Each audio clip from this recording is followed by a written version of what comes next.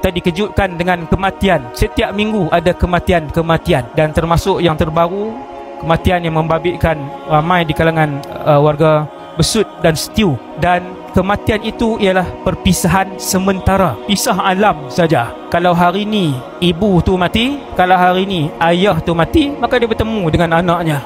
Bertemu. Alam barzakh memang bertemu, bukan bertelefon tuan-tuan, bertemu depan begini. Maksudnya bila bertemu boleh bersembang ustaz, boleh bersembang hal dunia. Minggu lepas makan apa, adik macam mana, rumah ayah tinggal macam mana, ayah ibu macam mana, dan sebagainya. Itulah kematian. Dia hanyalah perpisahan di antara alam ini dengan alam itu. Maksudnya kalau tinggal alam ni, berjumpalah kita di alam sana. Kalau meninggal esok berjumpalah insya-Allah di alam sana.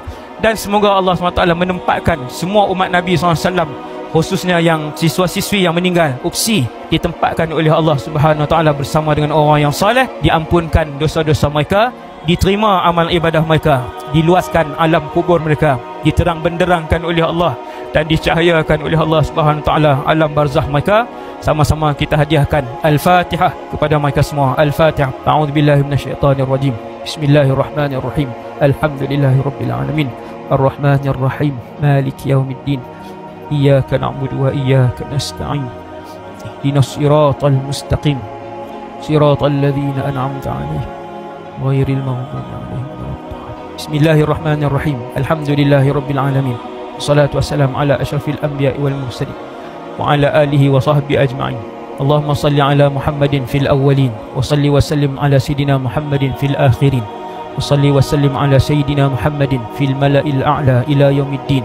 Salli wa sallim ala sayidina Muhammadin hatta tarithal arda wa man 'alaiha wa anta khairul warithin. Ya Allah, ya Tuhan kami, ampunkanlah dosa kami semua ya Allah. Ya Allah, ya Tuhan kami semua beriman kepadamu wahai Allah. Kau tetapkanlah iman yang telah kau hadiahkan kepada kami ini sehingga akhir hayat kami. Ya Allah, ya Tuhan kami, sekiranya kau matikan kami dalam keadaan iman dan Islam wahai Allah.